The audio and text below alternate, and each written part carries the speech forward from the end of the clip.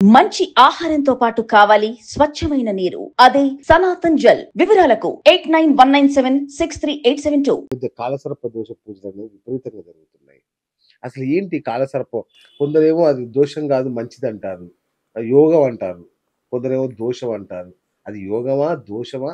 అసలు అది ఏంటి అసలు కాలసర్పం? కాలసర్ప దోషం అనేది జాతకంలో చూసినప్పుడు రాహువుని బట్టి, లేకుంటే రాహు అనే ఒక సర్పం కాబట్టి రాహుకేతువులను బట్టి ఈ కాలసర్ప దోషాలని నిర్ధారించడం జరుగుతుంది.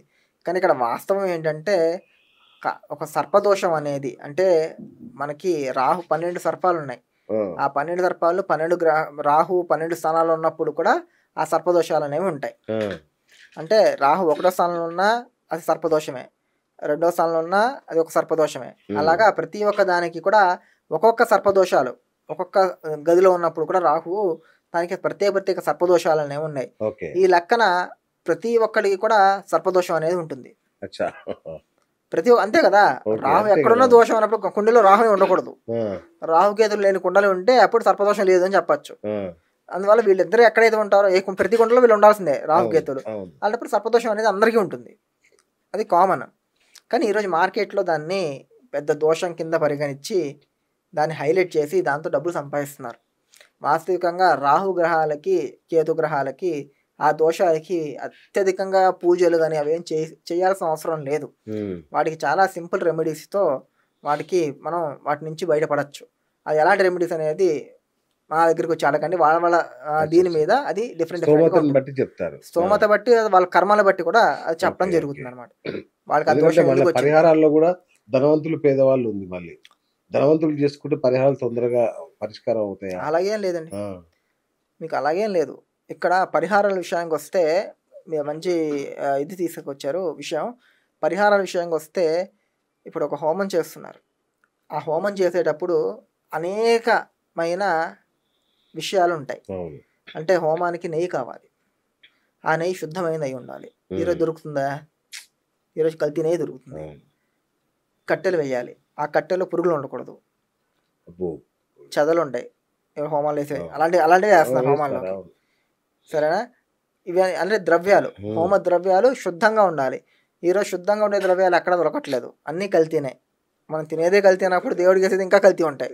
మనకి మార్కెట్ అయితే దొరుకుతాయి ఏంటి, పాలు అభిషేకానికి మాత్రమే, నెయ్యి హోమానికి మాత్రమే, తినడానికి కాదు. అంటే మనం తినకూడదు అంతా దేవుడికి వేసేస్తున్నాం.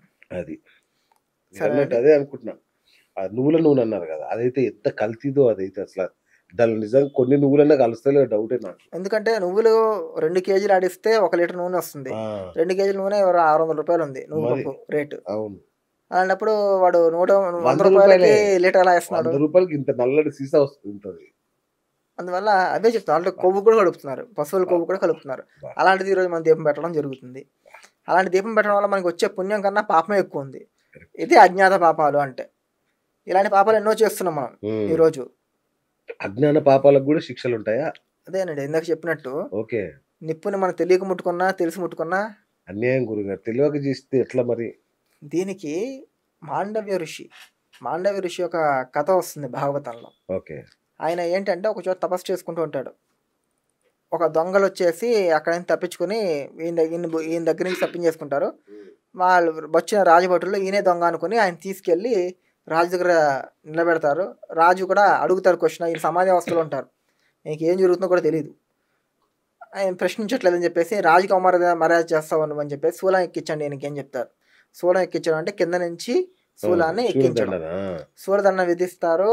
ఆ సూర్యదండం అలాగే ఉండిపోతుంది ఆయనకి. ఆ సూర్యదండం అయిపోయిన తర్వాత ఆయన యమలోకానికి వెళ్తారు.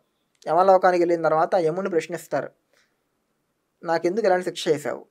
నా జీవితకాలం ఊహ తెలిసినప్పటి నుంచి నేను భగవద్ ధ్యానము తపస్సుతోనే నా జీవితాన్ని మొత్తం గడిపేవాడిని, ఎటువంటి పాపకర్మలు చేయలేదు. అలాంటిది నాకు ఇలాంటి సూర్యదండం ఎందుకు విధించావు అని చెప్పి అడిగినప్పుడు, నువ్వు ఎప్పుడో చిన్నప్పుడు ఒక 3 ఏళ్ళు ఉన్నప్పుడు ఒక చీమని సూదితో గుచ్చావు నువ్వు ఒక పుల్లతో, ఆ చీమను గుచ్చడం వల్ల నీకు ఈ శిక్ష విధించాను నేను అని చెప్పేసి యముడు చెప్తాడు. యముడు చెప్పినప్పుడు ఆ వయసులో నాకు ఏ విషయం తెలియదు, నాకు అజ్ఞాత కర్మ, నువ్వు దానికి కూడా శిక్ష వేశావు, ఇది అన్యాయము అని చెప్పేసి చెప్తే, లేదు ధర్మశాస్త్రం అలాగే చెప్తుంది అని చెప్తాడు. అందుకని అప్పుడు మాండవ్య ఋషి ఒక వరం ఇస్తాడు సమాజంలో జనాలందరికీ కూడా. ఎవరైతే 8 సంవత్సరాల లోపు చేసే పాపాలు ఉంటాయో అవన్నీ తల్లిదండ్రుల అకౌంట్కి వెళ్తాయి. ఓకే. అలాగే ఎవరైతే 60 సంవత్సరాల తర్వాత చేసిన పాపం ఉంటుందో అది పిల్లల అకౌంట్కి వెళ్తుంది. దేవుడా! అంతేకాని 60 సంవత్సరాల తర్వాత వాళ్ళకి శక్తి ఉండదు, అంతే కదా! ఏమి ఉండవు వాళ్ళకి. సో దాని తర్వాత చేసే పాపాలన్నీ కూడా పిల్లలకి సంబంధం. ఓకే. అలాగే ఫిట్టింగ్ పెట్టారా? ఇలాంటివి ధర్మశాస్త్రం చాలా ఉన్నాయి. ఓకే. అంటే ఒక్కొక్క సందర్భం వచ్చినప్పుడు ఒక్కొక్క ఋషులు దానికి వరాలు ఇస్తూ వెళ్తారనమాట. ఓకే. అలాగా రాజ్ఞాచ కృతం పాపం అంటే రాజు ఎవరైతే ఉన్నాడో రాష్ట్రాకృతం రాష్ట్రకృతం పాపం. రాష్ట్రం అంటే ప్రజలు చేసిన పాపాలన్నీ కూడా రాజు అనుభవిస్తాడు. ఓ అలాగే రాజాకృతం పాపం పురోహిత. రాజు చేసిన పాపాలు పురోహితుడు అనుభవిస్తాడు. ఓహో. ఓకేనా? అలాగే భర్తాచ స్త్రీకృతం అంటే అమ్మాయిలు చేసే పాపాలు ఏవైతే ఉన్నాయో అవి పురుషులు అనుభవిస్తారు. నేను యాక్చువల్లీ ఈ ప్రశ్న అడుగుదాం అనుకున్నా. ఎందుకంటే రామాయణంలో వాల్మీకి బోయేవాడిగా ఉన్నప్పుడు ఋషులు అడుగుతారు కదా, రే నువ్వు ఇంత పాపం నారదుడు చేస్తున్నావు, అడుగుతాడు. ఇంత పాపం చేస్తున్నావు కదా, ఈ పాపం మీ భార్య పిల్లలు అనుభవిస్తారేమో, కొంచెం అడిగి రాపో అంటే నాకేం సంబంధం, నువ్వు కుటుంబాన్ని పోషించడం నీ బాధ్యత, నువ్వు ఏ పాపం అని చేసుకొని చావు, మాకు సంబంధం లేదంటారు. అందువల్ల అది చెప్తాను, అది కూడా చెప్తాను. ఇంకా నెక్స్ట్ వచ్చేసి శిష్యుడు చేసిన శిష్యకృతం చ గురుస్తత. శిష్యుడు చేసే పాపము గురువు అనుభవిస్తాడు. ఓకే. ఇక్కడ విషయం ఏంటంటే ఈ ప్రతి ఒక్క పాపానికి ఎవడో ఒకటి బలి ఒక అవ్వాల్సిందే, అకౌంట్ లో పడాల్సిందే, ఏదో ఒక అకౌంట్ లో పడాల్సిందే. పడాల్సిందే. ఆ, అర్థమైందా? మీరు ఇందాక అడిగినట్టు మగవాళ్ళు పుణ్యం చేస్తే ఆ పుణ్యంలో సగం అర్ధాంగికి వెళ్తుంది. ఓకే. అదే భార్యలు పాపం చేస్తే అది మగవాళ్ళ అకౌంట్లో పడుతుంది, అచ్చా, మొత్తం పడుతుందా? మొత్తం పడుతుంది. ఓకే. అలాగని వాళ్ళకి ఏం పడదని కాదు, వాళ్ళకి ఉంటుంది. ఉమ్, వాళ్ళతో పాటు అంటే వాళ్ళకి కొన్ని పాపాలు ఉంటాయి. ఎలాంటి పాపాలు అంటే దేవుడి విషయంలో, ఓకే. భగవంతుడి విషయంలో అలా కొన్ని క్రైటీరియాస్ ఉన్నాయి. రైట్. ఇప్పుడు వాళ్ళు పరపురుషుడితో వాళ్ళు సంగమం చేస్తున్నారు, అది ఏ అకౌంట్ పడుతుంది అంటే కాదు, అది వాళ్ళ అకౌంట్లోనే ఉంటుంది. ఓకే. ఓకేనా? ఆ పాపానికి వాళ్ళు అనుభవించాలి, శిక్ష వాళ్ళు అనుభవిస్తారు. ఉమ్, అలా ఎవరి శిక్షలు అనుభవిస్తారు. కానీ మేజర్ చెప్తున్నా అంటే కొన్ని ముగుడు చెప్తే అంటే ముగుడి ఆధ్వర్యంలో జరిగే పాపాలు ఉంటాయి. రైట్. అప్పుడు అంటే ఆ కాలం ఎలా ఉండిందంటే అండి, ఆడపిల్లలు చిన్నపిల్లలు ఉండేవారు, అవును. 16 సంవత్సరాలు ఉండేవి, మగపిల్లలకి 26 సంవత్సరాలు ఉండేవి. సో చిన్నపిల్లలు లెక్క ట్రీట్ చేస్తున్నప్పుడు వీళ్ళు మంచి చెడు వీళ్ళు చెప్పాలి, ఎవరు భర్తలు అవును, అనేవాళ్ళు చెప్పాలి చెప్పాలి. కదా. ఆ చెప్పనప్పుడు వాళ్ళు చేసే తప్పులన్నీ కూడా భర్త అకౌంట్లో పడతాయి. ఓకే. న్యాయమేది. ఓకే. అదేంటి? అలాగే పురోహితుడు కూడా రాజుకి నువ్వు చేసే తప్పు, నువ్వు చేసేది కరెక్ట్ అని చెప్పేసి వాళ్ళకి చెప్పాలి. ఓకే. చెప్పట్లేదు కాబట్టి ఆయన అకౌంట్ లో. అది చెప్పకపోయినా అలా చేస్తే అది అప్పుడు ఈయన అకౌంట్లో పడతాయి. ఉమ్, అర్థమైందా? ఇలాగా ప్రతి ఒక్కటి కూడా మన రాజ్ఞ అంటే రాష్ట్ర జనాలకి ఇది మంచి చేయండి, ఈ మంచి పనులు చేయండి అని చెప్పి రాజు చెప్పాలి. ఉమ్, అది వాళ్ళు జనాలు చెప్పకపోయినా అది రాజు అకౌంట్లో పడుతుంది. ఈరోజు ప్రజారాజ్యం, అందరం రాజులమే. అవును.